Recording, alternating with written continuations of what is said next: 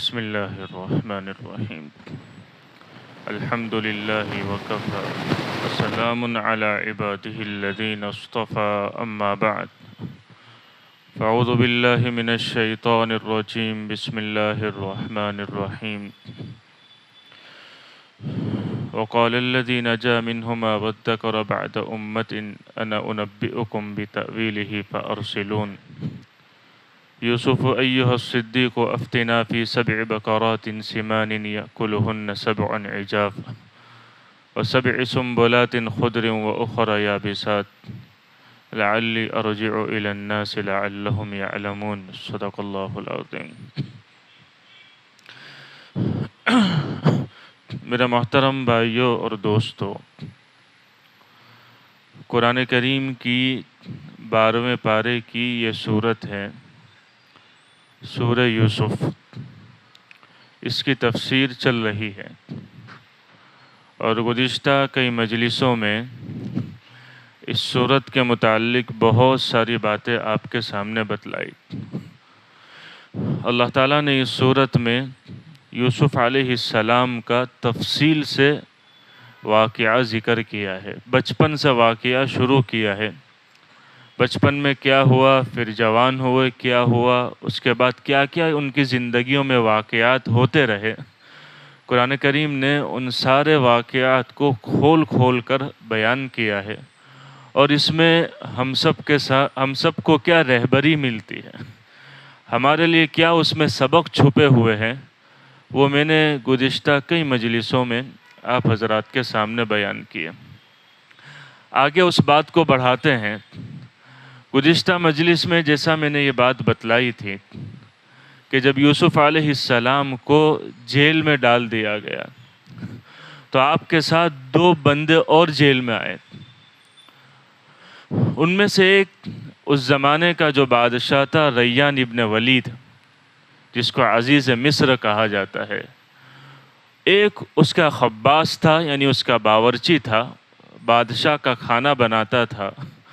اور ایک جو تھا وہ ساقی تھا، بادشاہ کو شراب پلاتا تھا. وہ گزشتہ بات ہو چکی کہ دونوں کو کیوں جیل میں ڈال دیا گیا. دونوں پر ایک تہمت لگی تھی کہ بادشاہ کو زہر کھانے میں کس نے ملایا. وہ اتفاق ہے کہ بادشاہ نے وہ کھانا کھایا نہیں تھا، لیکن تفتیش کے لیے دونوں کو جیل میں ڈال دیا گیا.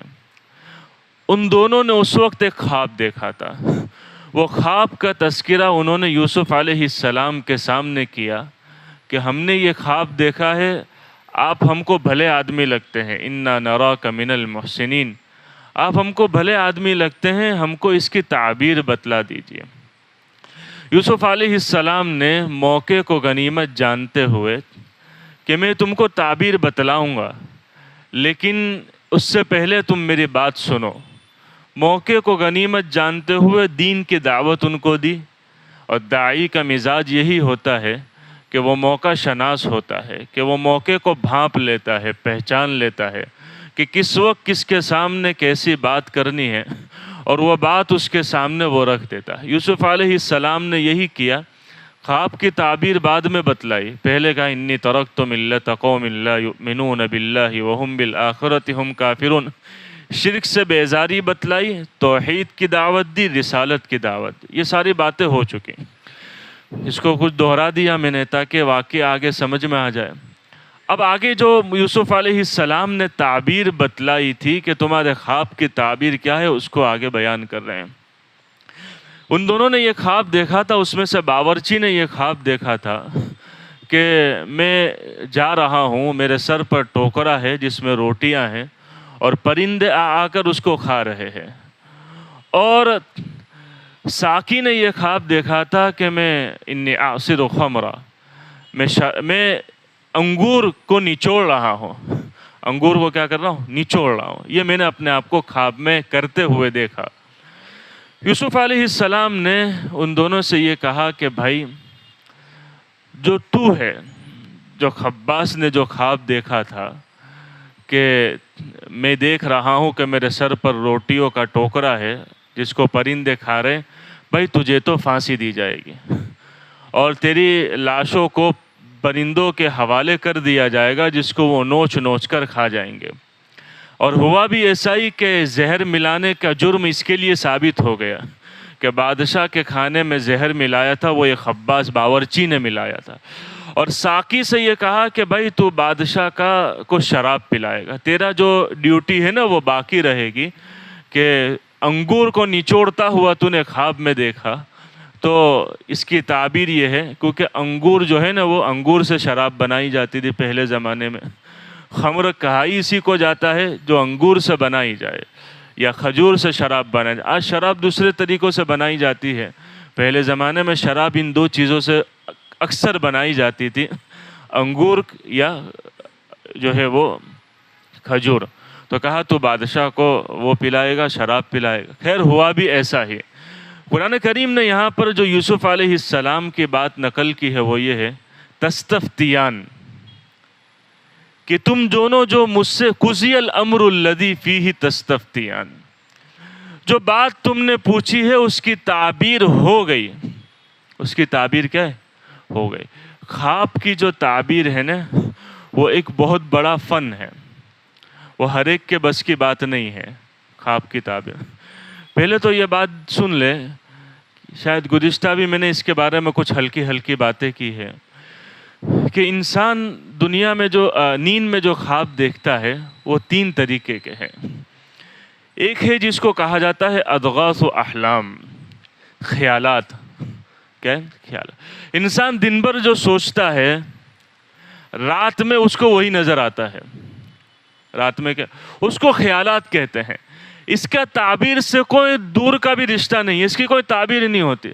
آدمی بعض مرتبہ پوری رات کیا کیا دیکھتا ہے، کیا نہیں دیکھتا ہے، لیکن وہ سارے اضغاث و احلام ہیں۔ انسان کو اس کے پیچھے نہیں پڑنا چاہیے، وہ خیالات ہے اس کی دن بھر کی، جو اس نے جن کاموں میں اپنے آپ کو مشغول رکھا ہوتا ہے، جس چیز میں اس کی سوچ زیادہ لگتی ہے، رات کو اس کو خواب میں وہ دکھائی دیتا ہے۔ یہ اضغاث و احلام ہے۔ بعض مرتبہ ایسا بھی ہوتا ہے کہ کوئی بیماری کی وجہ سے بھی اس کو جو ہے وہ رات میں زیادہ کھانا کھا لیا، پیٹ بھرا ہوا ہے، اس کی وجہ سے بھی عجیب خواب آتے ہیں۔ بعض لوگ اس کی تعبیر کے پیچھے پڑ جاتے ہیں، ایسا دیکھا ویسا دیکھا۔ ہر خواب کی تعبیر نہیں ہوتی، پیچھے پڑنا بھی نہیں چاہیے، پیچھے پڑنا بھی نہیں چاہیے۔ ایک مرتبہ میں ایک ڈاکٹر کے پاس بیٹھا ہوا تھا، کسی جان پہ ساتھ میں لے کر کسی کو گیا تھا، تو انہوں نے ڈاکٹر سے شکایت کی کہ ڈاکٹر صاحب رات کو خواب بہت آتے ہیں، اتنے خواب آتے ہیں کہ بس پوچھو مت۔ اور ڈاکٹر نے کہا بھائی تیرے کو گیس ہو جاتا ہے۔ کیا ہو جاتا ہے؟ تیرے کو گیس ہو جاتا ہے، دوسرا کچھ نہیں ہے۔ رات کو لیٹ سے کھاتا ہے نا تو گیس ہوتا ہے، اس کی وجہ سے تیرا دماغ رات کو بہت زیادہ چلتا ہے، تو دماغ بند ہی نہیں ہوتا ہے رات کو۔ تو ایک تو یہ ہے اضغاث و احلام۔ دوسرا ہے جو خواب ہوتے ہیں شیطان کی طرف سے۔ دیکھو آج سے نا شاید بات اسی پر پوری ہو جائے گی کہ شیطان کی طرف سے ہوتا ہے۔ شیطان انسان کو بہت ساری ڈراؤنی چیزیں خواب میں بتلاتا ہے تاکہ اس کی وجہ سے انسان ڈر جاوے۔ کوئی ڈراؤنی شکل بتلا دی، کوئی ایسا ڈراؤنا واقعہ اس کے سامنے لا کر کھڑا کر دیا، فلاں عزیز کو میں نے دیکھا یہ مر گیا، فلاں کو دیکھا وہ کود گیا نے، اس کا یہ ہو گیا نے، کبھی اپنے بارے میں دیکھتا ہے۔ تو یہ اکثر جو ہوتے ہیں وہ حدیث پاک میں آتا ہے ایسے ڈراؤنے خواب شیطانی ہوتے ہیں، جس کا حقیقت سے کوئی تعلق نہیں ہوتا، اس کی بھی کوئی تعبیر نہیں ہوتی ہے۔ ایک آدمی سمجھے کہ میں نے فلاں کو دیکھا کہ وہ خواب میں مر گیا تو صبح ہوتے مر جائے گا، ایسا ہوتا نہیں، یہ شیطان کی۔ اسی لیے اللہ کے نبی صلی اللہ علیہ وسلم نے فرمایا کہ جب تم کوئی ڈراؤنا خواب دیکھو تو جو ہے جب تمہاری آنکھ کھل جائے، اکثر ایسا ہوتا ہے جب آدمی ایسا بھیانک خواب دیکھتا ہے تو اس کی آنکھ کھل جاتی ہے، فوراً ڈر جاتا ہے۔ تو آپ نے فرمایا کہ جب تم کو ایسا ڈراؤنا خواب دیکھو تو 3 مرتبہ اعوذ باللہ من الشیطان الرجیم پڑھ کر بائیں طرف دھتکار دو، جس کو یوں کر کے جو ہے اس کو تم دھتکار دو۔ کیوں کہ روایتوں میں آتا ہے کہ انسان کے دائیں طرف رائٹ میں فرشتہ ہوتا ہے جو اس کو نیکی کی بات الہام کرتا ہے، اور بائیں طرف اس کے شیطان ہوتا ہے، دل کے بائیں طرف وہ شیطان کے رہنے کی جگہ ہے، جہاں سے اس کو وہ گناہوں کے وسوسے ڈالتا ہے، گناہوں کے خیالات دل و دماغ میں اس کے ڈالتا ہے۔ تو یہ ایک حصی طریقہ بتلایا، اس سے گیپ پر مدد مل جائے اور شیطانی خواب تم سے دور ہو جائے۔ اور اکثر اس طرح کے جو خواب ہوتے ہیں نا وہ اس کو یاد بھی نہیں رہتے، صبح ہو کے آدمی بھول جاتا ہے، 2-4 گھنٹے میں 8-10 گھنٹے میں، یا تو دوسرے دن تو بھول ہی جائے گا۔ اور ایک تیسرا جو خواب ہوتا ہے امام غزالی رحمۃ اللہ علیہ نے یوں لکھا ہے، اللہ تعالیٰ کا ہر ایک انسان کے ساتھ ایسا معاملہ ہوتا ہے، اس کی زندگی میں کوئی بڑا واقعہ ہونے والا ہوتا ہے، یا خوشی کا یا غم کا، اس کے ساتھ، اس کے گھر والوں کے ساتھ، اس کے رشتہ داروں کے ساتھ، اس کے کام کاج میں، دھندے میں، کہیں بھی اللہ کی طرف سے اس کو پیشگی خواب میں وہ چیز بتلائی جاتی ہے۔ یہ بات اور ہے کہ اس کو اس کا علم نہیں ہوتا ہے، وہ اس کی تعبیر تک پہنچ نہیں سکتا ہے، یا اس کو وہ خواب بھلا دیا جاتا ہے۔ لیکن امام غزالی نے لکھا ہے کہ انسان کے ساتھ کوئی ایسا بڑا واقعہ ہونے والا ہوتا ہے، اس کو پیشگی بتلا دیا جاتا ہے، لیکن اکثر ایسے ہوتے ہیں کہ جن کو وہاں تک رسائی نہیں ہو سکتی ہے، وہاں تک رسائی۔ تو یہ وہ خواب ہے کہ جو انسان کو کبھی کبھی نظر آتے ہیں، تو اللہ کی طرف سے کوئی پیشگی واقعات بتلا دیے جاتے ہیں۔ تو یہاں پر ایسا ہی ہوا، اسی لیے اللہ کے نبی صلی اللہ علیہ وسلم نے یہ بات فرمائی ہے، من رآ رؤیا فلا تقصها الا علی حبیب او لبیب۔ جب کوئی آدمی کوئی خواب دیکھے تو ہر ایرے گیرے کو بیان نہ کرے، بلکہ جو سمجھدار ہے، عقل مند ہے، اور جو تیرا محبوب ہے اس کو بیان کر، تو تیرا ہمدرد ہے۔ الا علی حبیب، اور جو حبیب ہے یا لبیب ہے، حبیب یعنی جو تیرا محبوب ہے، جو تیرا چہیتا ہے، جو تیرا ہمدرد ہے، اس کو بتلا، یا جو لبیب ہے، لبیب یعنی سمجھدار ہے، عقل مند ہے، اس کو تو بتلا، اور کسی کو بتلایا نہ کرے۔ اس لیے کہ روایتوں میں آتا ہے انسان کے خواب ایسے ہیں کہ جو وہ لٹکے ہوئے رہتے ہیں۔ جو میں نے تیسری قسم خواب کی بتلائی نا، وہ ایسے لٹکے ہوئے، کسی ایسے نادان کے سامنے اس نے بتلا دیا اور اس نے کچھ بھی بول دیا، تو وہ ایسا ہی ہو جاتا ہے۔ ایسا ہی کیا ہے؟ جو اس نے بتلایا ایسا ہو جاتا ہے۔ اس لیے فرمایا کہ ہر کسی کے سامنے بیان نہ کر، جو سمجھدار ہو۔ اب ایک مرتبہ اس کی تعبیر کسی کی زبان سے نکل گئی تو ایسا ہی ہوگا، پھر وہ چیز ہو جاتی ہے۔ وہ چیز کا یہ قدرت کا نظام ہے، اور یہ بات حدیث سے پتہ چلتی ہے۔ یہ کیا ہے؟ یہ بات حدیث سے ایسا ہی ہو جاتی ہے۔ اس لیے ایک کتابوں میں لکھا ہے کہ اپنے جو ہے وہ دشمن کو خواب بیان نہ کرے، اپنے حاسد کو خواب بیان نہ کرے جو تجھ پر حسد کرنے والا ہے۔ اور فرمایا عورتوں کو خواب بیان نہ کرے، عورتیں فیصلہ کرنے میں جلد باز ہوتی ہیں، خود بھی زبان سے بول لیتی ہے، تم نے ایسا دیکھا، ہائی ایسا ہو جائے گا، تو وہ ایسا ہو جاتا ہے۔ تو عورتوں کو بیان ہے۔ فرمایا کہ جو یعنی غیر عالم ہے اس کو بیان نہ کرے۔ بعض مرتبہ علم نہیں ہوتا، لیکن ہر ایک کو بولنے کا وہ ہوتا ہے کہ شوق ہوتا ہے کہ اپنے ہر چیز میں ڈب ڈب کرے، تو وہ ایسا دیکھا یہ ہے، تو بھائی تیرے کو علم ہے خواب کا کیا ہے، خواب کی تعبیر کا علم ہے۔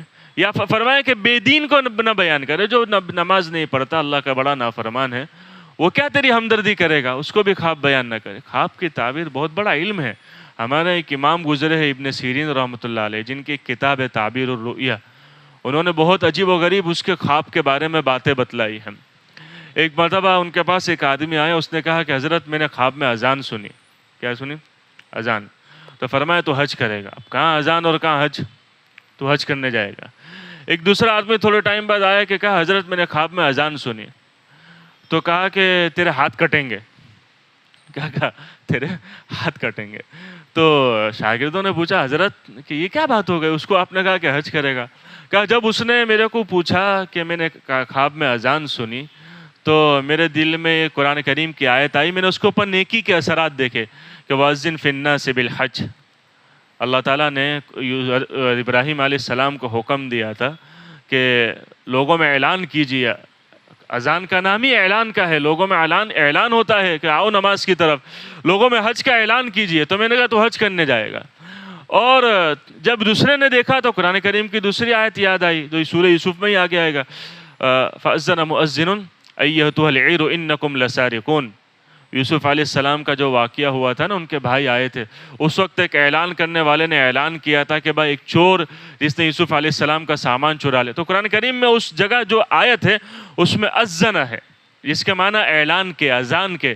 تو میں نے اس کو یوں کہا کہ بھائی اس کے اوپر مجھے برائی کے اثرات نظر آئے، تو میں نے کہا تو چوری کرے گا اور آگے تیرے ہاتھ کٹیں گے۔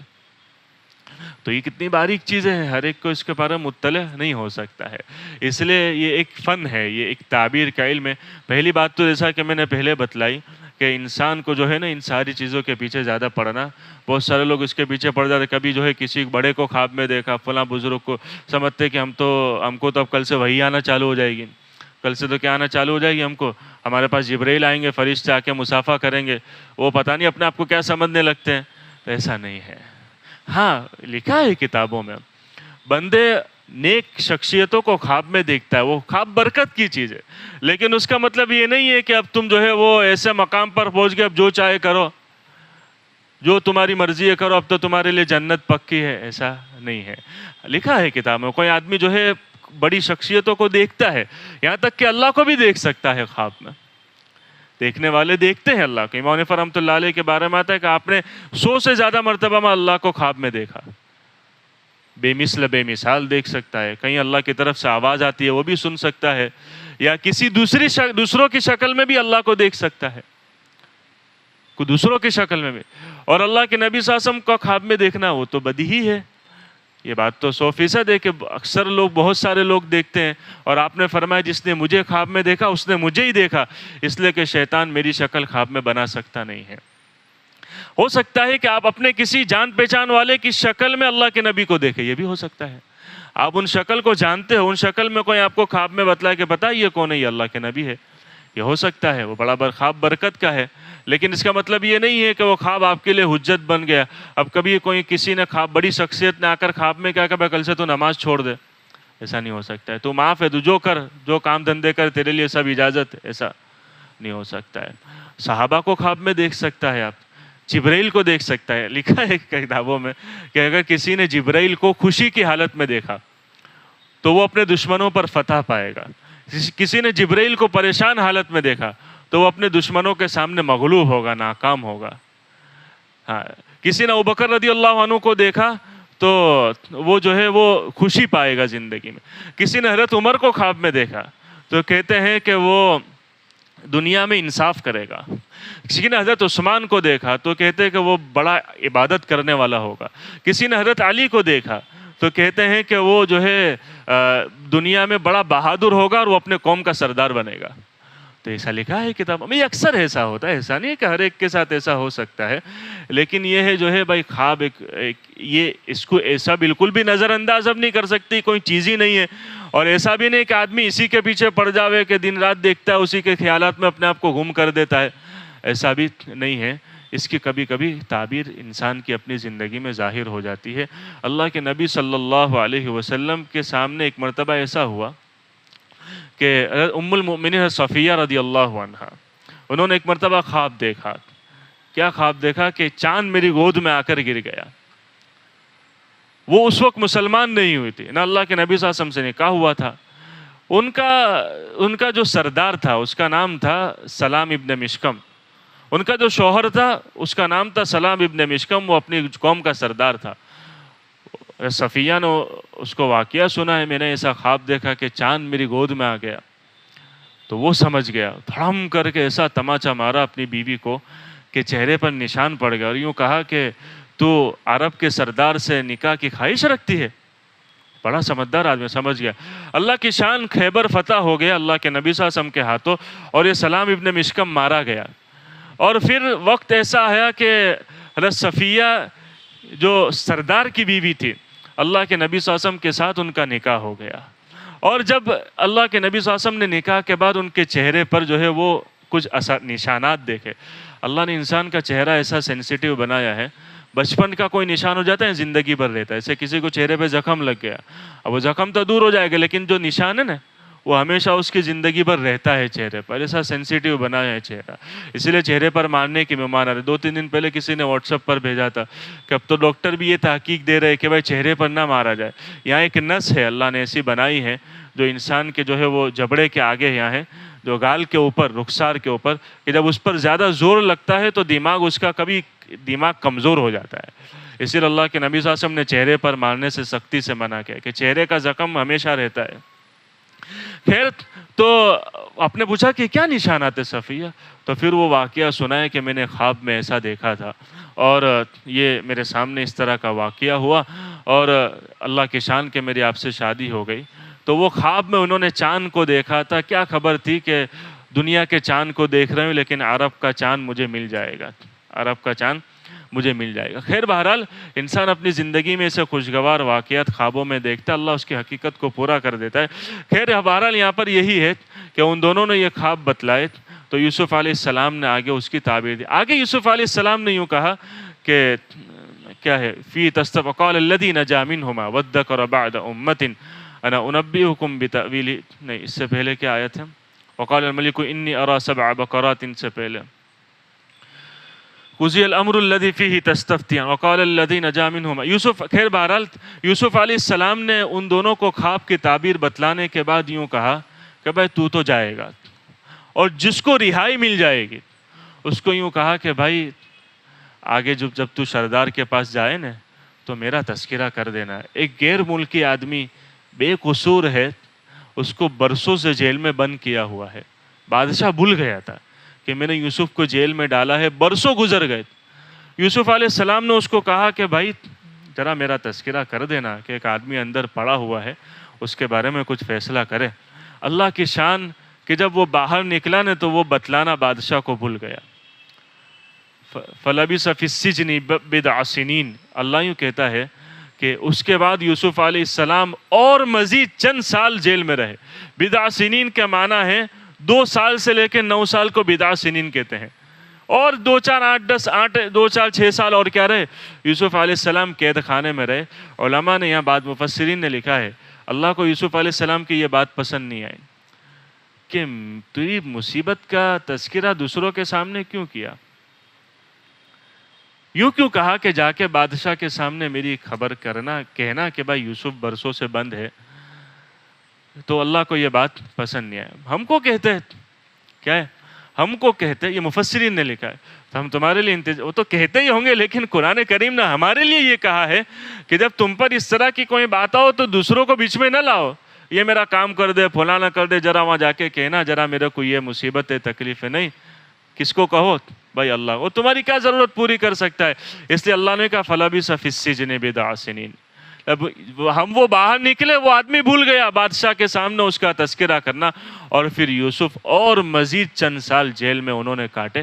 آگے دوسرا واقعہ پیش آیا کہ وہ جو باہر نکلا تھا اس کو بات یاد کیسے آئی، اب بادشاہ نے کچھ ایسا خواب دیکھا تھا جو خواب بڑا زبردست، بڑا ڈراؤنا تھا، اور اس کی تعبیر اس کو معلوم کرنی تھی، اور وہ اس نے کہا کہ میں ایک بندہ جانتا ہوں جو خواب کی تعبیر بتلا سکتا ہے، اور پھر وہ یوسف علیہ السلام کے پاس آیا، اور یوسف علیہ السلام نے خواب کی تعبیر، اس میں بڑی لمبی چوڑی تفصیلیں ہیں کہ یہ جو یوسف علیہ السلام کو جو خواب کی تعبیر کا جو علم تھا، اللہ نے اس کے ذریعے سے یوسف علیہ السلام کو جیل سے باہر نکالا، اور آگے جا کر یوسف علیہ السلام اسی تخت پر بیٹھ گئے۔ اللہ کی شان دیکھے، خواب کی تعبیر کا علم وہ ہے کہ جس نے جیل خانے سے نکال کر تخت تک پہنچا دیا، تو جو بندہ اللہ کے معرفت کا علم حاصل کرے گا، اللہ کی معرفت، کہ اللہ اس کو آخرت کا تاج نہیں پہنائے گا، اللہ اس کو آخرت میں تخت و تاج نہیں دے گا، اس لیے علم بڑی چیز ہے۔ علم، اللہ کے معرفت کا علم حاصل کرے، میں اس علم کے ذریعے سے اللہ تک پہنچ جاؤ، اللہ کے مجھے معرفت مل جاوے، یہ علم تجھے تخت و تاج پہنا سکتا ہے، تو اللہ کی معرفت کا علم تیری دنیا اور آخرت دونوں بنا دے گا۔ آگے اور دوسری بہت ساری تفصیل سے باتیں ہیں، اس کو انشاءاللہ آئندہ مجلس میں عرض کر دوں گا۔ سبحانک اللہم و بحمدک و تبارک اسمک وتعالی جدک و لا الہ غیرک، اللہم صلی علی سیدنا محمد وعلی آل سیدنا و مولانا محمد وبارک وسلم۔ ربنا آتنا في الدنيا حسنة وفي الآخرة حسنة وقنا عذاب النار، اللهم إنا نسألك الجنة وما قرب إليها من قول أو عمل، ونعوذ بك من النار وما قرب إليها من قول أو عمل، اللهم إنا نسألك من الخير كله عاجله وآجله ما علمنا منه وما لم نعلم، ونعوذ بك من الشر كله عاجله وآجله ما علمنا منه وما لم نعلم، وصلى الله تعالى النبي الكريم، آمين برحمتك يا أرحم الراحمين۔